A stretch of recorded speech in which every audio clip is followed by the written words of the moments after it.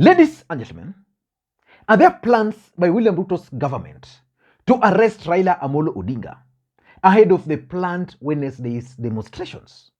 What I can say is that although demonstrations are happening in only 3 places, it has happened in Nairobi, Kisumu, Migori only, and we know the reasons as to why. Those are Raila strongholds. The rest of the country has been very peaceful. But what we are saddened, and I think we have failed to note, and us who believe in rule of law, is that Raila Odinga and other organizers must be arrested immediately, because he continues to create chaos, anarchy, lawlessness, destruction of property, loss of lives, which is very unfortunate in the Republic of Kenya. So what really I want to call upon the police and interior minister and other agencies to move with speed and arrest Raila Odinga and other organizers, because they have broken the law. They are abusing the human rights. They are abusing the democracy that we enjoy in this country.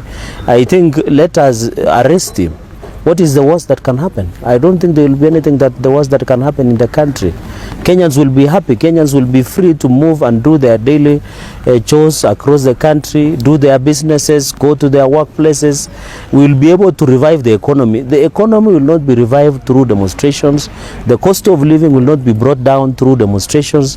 The lack of food or issue of hunger prices and other high cost of living will not be addressed. The only address of fixing the nation is by ensuring that we go to farms, we plant maize and harvest, which is almost ready, and we thank the government for the subsidized fertilizer. That's the question which most Kenyans are asking. Are there plans to arrest Raila Amolo Odinga?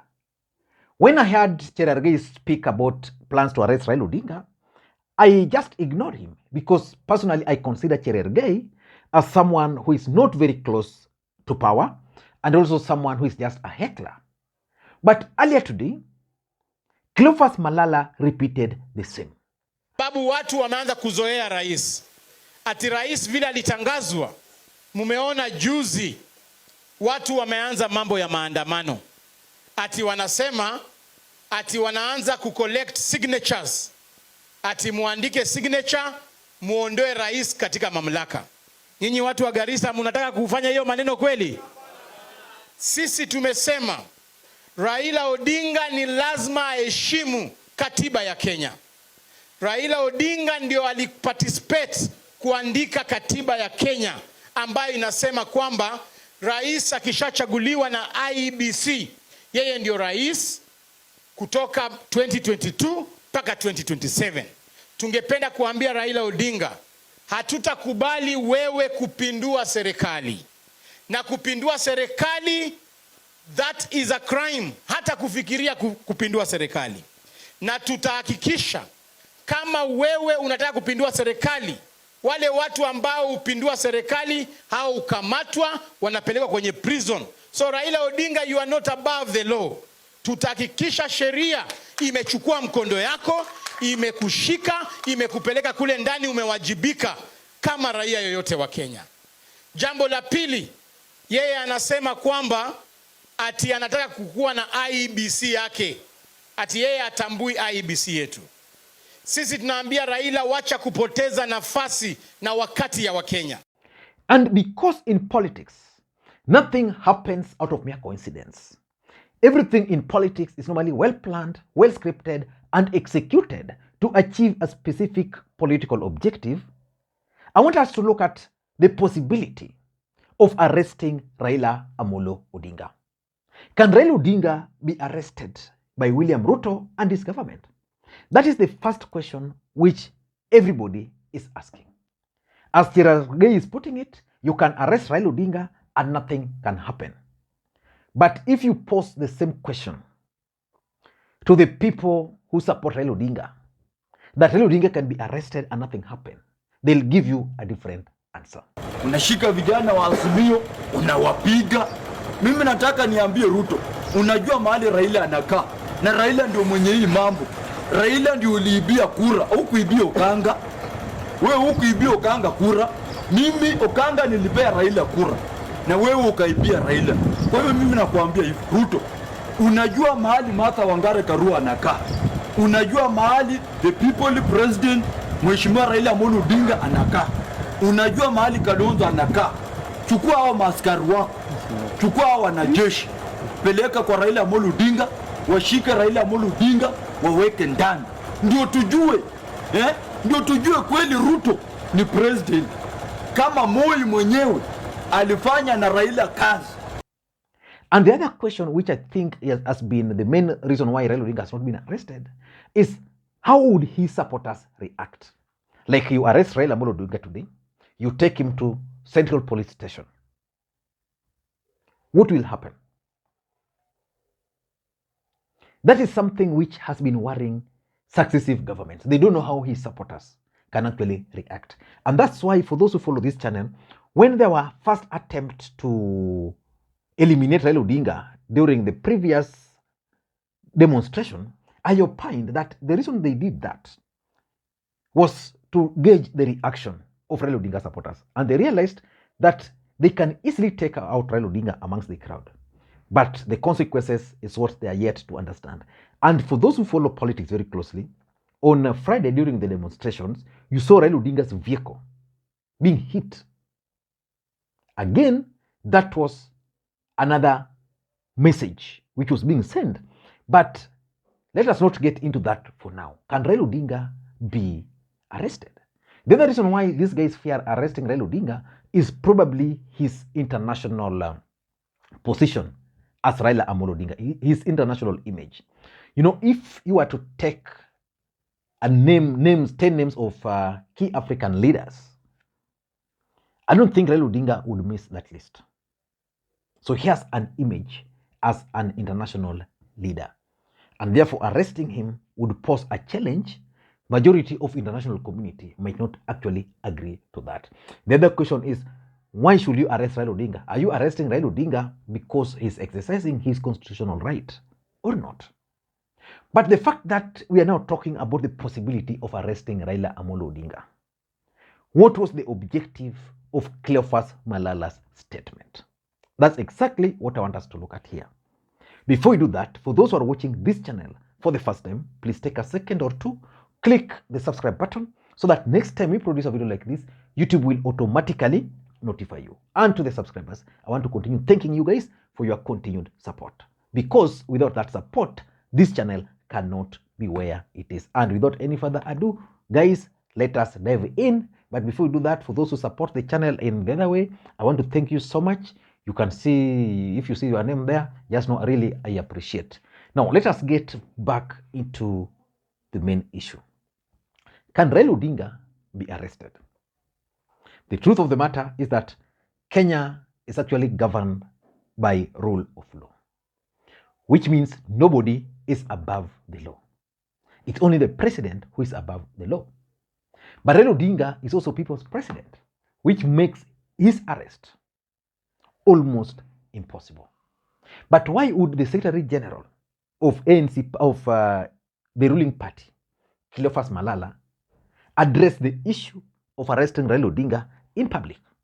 Why would a senator elected on a UDA ticket address the issue of arresting Raila Amolo Odinga? That is the question. Why are they addressing that issue? For me, the main objective is, number one, these guys want to gauge the reaction of the country. Remember, Rigathi Gachagua was very clear at some point, I think during the previous demonstrations, that he was going to deal with Raila Odinga once and for all. It never happened. There are so many people who have always threatened Raila Amolo Odinga. But the latest, in my view, is serious. So by Malala, who is the Secretary General of UDA Party, who is also a member of the cabinet because he sits in the cabinet, means that somehow it's something which has been discussed at the very high level of UDA leadership. Because why is Malala sitting on in the cabinet? To articulate UDA agenda. Again, he's also the Secretary General of UDA Party. So he can't just speak like that. He's basically speaking the mind of UDA Party. Why is he doing that? He has been sent so that I'm sure right now the intelligence are gathering the reaction of Kenyans towards that Malala statement. So that's number one. Number two, if you ask me, it could also be a strategy to escalate tension in the country. You know, the last Maandamano days rally were peaceful. Do you think Kenya government is happy that Raila Odinga actually went out of the way, went to Kamkunji, moved around the country peacefully, without any recorded vehicle being burnt here, you know, someone being killed there? Do you think the government is happy? A government which is keen on portraying Raila Odinga and his Azimio as violent. That's the image they want to create. Do you think they're happy that the last Maandamano were peaceful? They are not. So they want to escalate tension so that the tension will boil ahead of the Wednesday rally. And then the police will then use the tension to actually deny Azimio the permit to demonstrate. Strategically, they want to ban the Azimio rallies under the pretext of national security. So for me, it's just a strategy to escalate tension amongst Kenyans. Number three, if you ask me, Kenya Kwanza is actually desperate. They're in panic. They don't know what to do. And that's why they're talking of arresting Raila Odinga. Because if you look at it critically, what Raila Odinga is doing is right within the Constitution. He has a right to picket. So how do you arrest someone because he's picketing? How? Why do you even think of that kind of act? So for me, if you ask me, Kenya Kwanza are desperate. And they have panicked. Otherwise, they would have just let Raila Odinga continue with his demonstrations. I also tend to think that the idea behind the strategy of arresting Raila Odinga is probably to scare other leaders from joining Maandamano. Do you think every leader in this country are comfortable being arrested? None of them. So, for example, there are those who just recently joined Azimio, and they think, okay, if these guys can arrest Raila Odinga, what about me? You know, people like Bungela Wananchi and the rest. If these guys can arrest Raila Odinga, what about me? So the cowards will then stay at home. If you look at Azimio's structure, the alleged principles, some are not comfortable being on the street. So if they can get an excuse, oh, that tukienda huko Raila will be arrested, all will be arrested, they'll find an excuse of not attending those rallies. And lastly, I think it could also be a strategy to try and force Raila Odinga into bipartisan talks. You know, you threaten Raila Odinga with arrest in the hope that he's going to be scared. And once he's scared, then you can execute your plans. If you ask me, those strategies these guys are trying to use on Raila Odinga won't work. They will never work. They must try other strategies. For example, how can they persuade Raila Odinga to stop demonstrations? Meet some of the demands he placed on the table. Get serious with bipartisan talks. Stop any recruitment of IBC. But the tactics they're employing cannot work. I don't know what you think. That's my take. Thank you guys, and may you have a good day. Bye-bye.